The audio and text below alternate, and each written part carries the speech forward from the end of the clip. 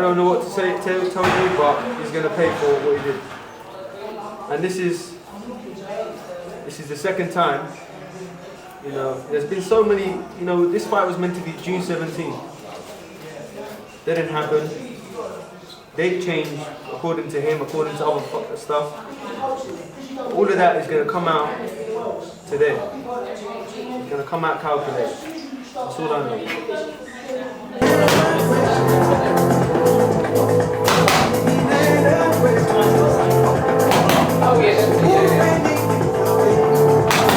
Wanted more. Even the referee said, look, listen, he punched me in the throat. Anyone in that ring was going to get it, including the referee. I'm joking.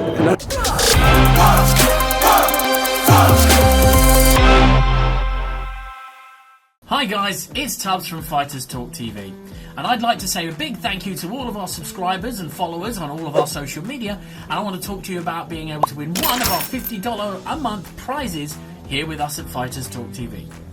We want you to share our content. Simply like, subscribe or follow our channels on all social media outlets and tag at least one person in any of our posts. The more people you tag, the more posts you make, the more chance you've got of winning. We're giving away 5 $50 prizes every month and they're Amazon vouchers sent to you directly. What are you waiting for, guys? We want to thank you for your support. Get subscribing, get tagging, get boxing. How do you feel about Dan coming in at 9 pounds overweight? I feel like I'm just going to go in there and punish him for that. Yeah? Make him want to regret the day that he came in and disrespected everyone. Like he disrespected everyone, including himself. And today's the day he's going to pay for it. It's a little bit unfair, isn't it? He comes in and, you know, a professional doesn't act in that way, does he? Well, I don't know what to say, tell you, but he's going to pay for what he did. And this is the second time. You know, there's been so many. You know, this fight was meant to be June 17th. That didn't happen. Date changed according to him, according to other stuff. All of that is going to come out today. It's going to come out calculated. That's all I know.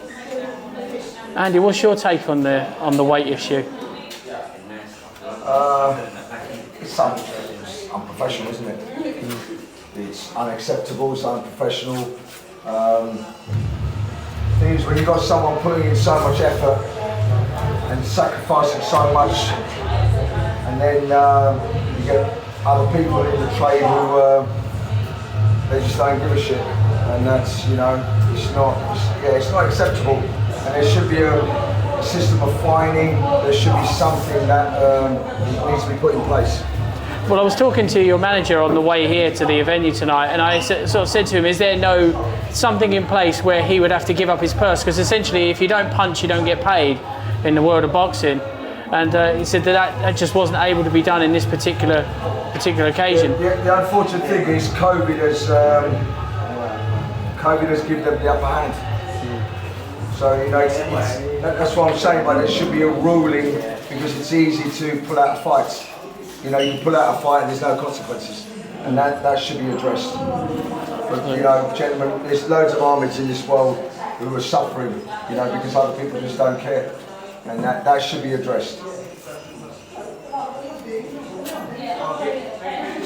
That's my take on it, Andy. I think it's a fair one. It's a fair one. I mean, obviously this bit I'm going to edit out. I looked at Dan's profile a few days ago on Facebook. You're not even mentioned on it. He's talking about a fight in 6 weeks' time. Something like that. It's ridiculous. He can talk about what he wants. We're here now. And,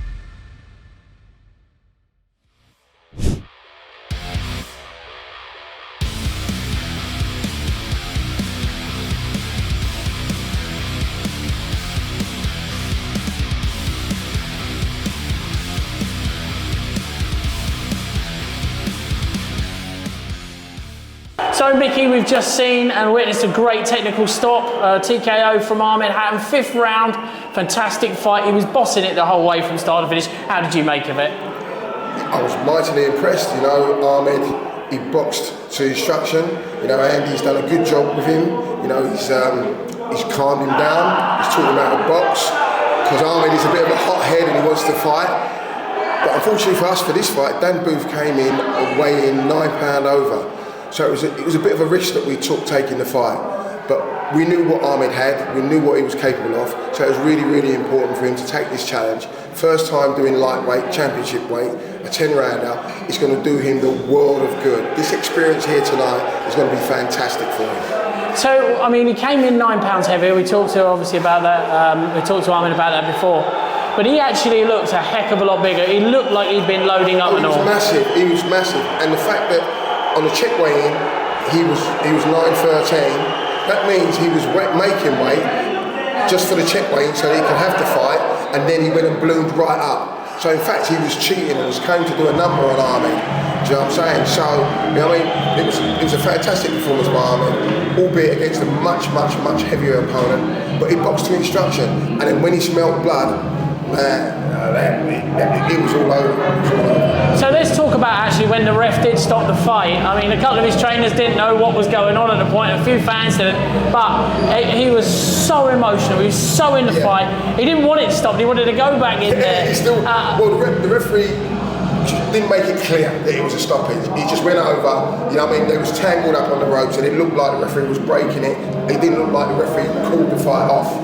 So there was a bit of confusion there, but once we saw the referee call it off, Andy jumped in and made sure that Ahmed didn't get the square. And he nearly threw Andy, his trainer, over the ropes. Yeah, over the ropes. So what next for Ahmed now? I mean, it's a title eliminator, isn't it? So for the English title. So what's next in the pipeline being his manager? What would you like to see happen next? The purpose of this fight was, first and foremost, get a 10-rounder under your belt. Secondly, do championship weight. You know, I don't want him going into a Southern Area title or any title without having done his preparation at championship weight first. So that was more of the purpose of this exercise. Now we're looking at the Southern Area. Hopefully in December, I'm going to speak to Steve Goodwin, speak to the board and see what we can do regarding that. But that's the definite route we're looking to take. Southern Area in December, finish off the year on a fantastic high, and then we go again next year. Okay, so just before we finish, I mean, I want to give kudos to Steve Goodwin and the team here. Yeah. How important is it? I know they class it as a small hog show.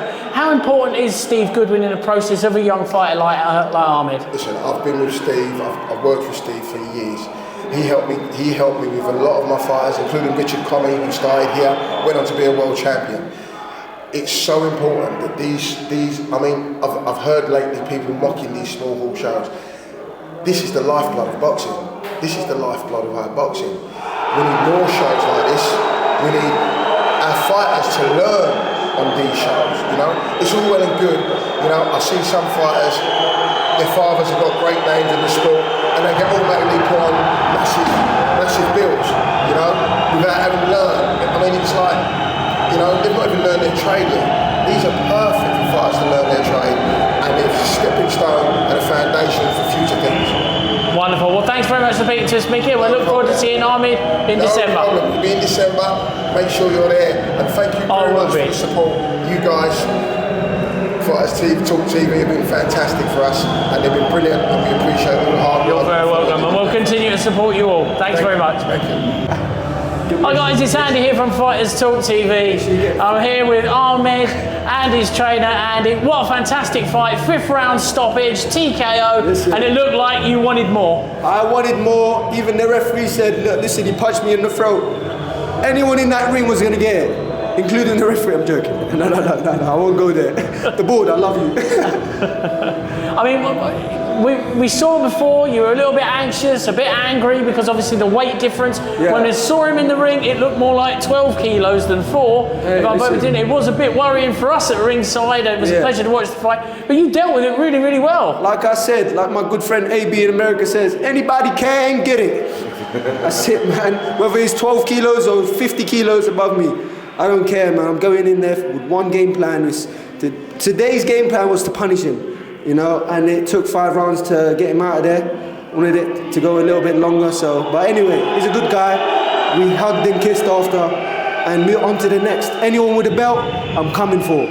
Andy, how do you think the fight went for you? I saw the first few rounds you were a little bit nervous. Seeing the fighter that much bigger, especially from before the fight, as actually for the pre-fight weigh-in, he actually made weight. Then when he come for the actual official weigh-in, he blew himself up to 9 pounds. And then tonight, obviously much bigger than that. What were you feeling those first couple of rounds? He didn't bother me. His size, I've seen his ability. I've studied him over and over and over again. So I've seen his ability. His ability is not going to change as he gets bigger. So for me, it was the only hiccup we really had was the second round. He didn't stick to game plan, but he got a proper pep talk at the end of it. When he come back at the second round, I sat him down and told him, if you don't listen to what I'm saying, you'll have to find yourself another coach. Jeez. And yeah, then he went back. Told him straight back in. Yeah, we rehearsed the uppercuts quite a bit. We rehearsed the jab, jab into the body, and then we were going to bring hooks and stuff in at a later stage. But he got a little bit drawn in, and the beauty was I got him back out of it. If he stuck at that, then yeah, we would have had. It was a really good, entertaining fight. I was speaking to his manager sort of through the fight, and he said, if he'd actually come on weight, he would have been out of there by round 3. Yeah. I mean, it was so far advanced that going through that. And it was a fantastic win eventually. Tell all the folks what the emotion that you were feeling at the end. I mean, apart from ripping the ring rope off, punching the referee in the throat, and nearly throwing your trainer over the top rope. What sort of emotion were going through? What were you feeling at that point? A lot was going through my head. Look, let's not get into details. This camp was a little bit tough for me because of things outside boxing. But hey, we had to put that to one side, and focus and put our mind to the game plan. So all of that, I guess, just came out when the referee separated us and obviously stopped the fight. Listen, like I told my manager that, earlier on, I put my all into this game. I want to make it to the top. I want to be the first Sudanese world champion, and these are the steps that I'm taking to get there. I'm pleading, and I want everyone to support me. Please get behind me, because I'd like to think I'm a fan-friendly fighter, just like I told you the other day. So yeah, big things are to happen. We're taking it step by step, and like I said, anyone with a belt, I'm coming for. I mean, I know you say that. I've obviously spoken with you, Andy, before. You said one step at a time. But what would you like to see Ahmed in, and who sort of next? What's the next steps in your eyes for Ahmed? Who doesn't really matter. I'm a great believer in one step at a time. Southern areas, what I'd want, and that's obviously down to Michael and.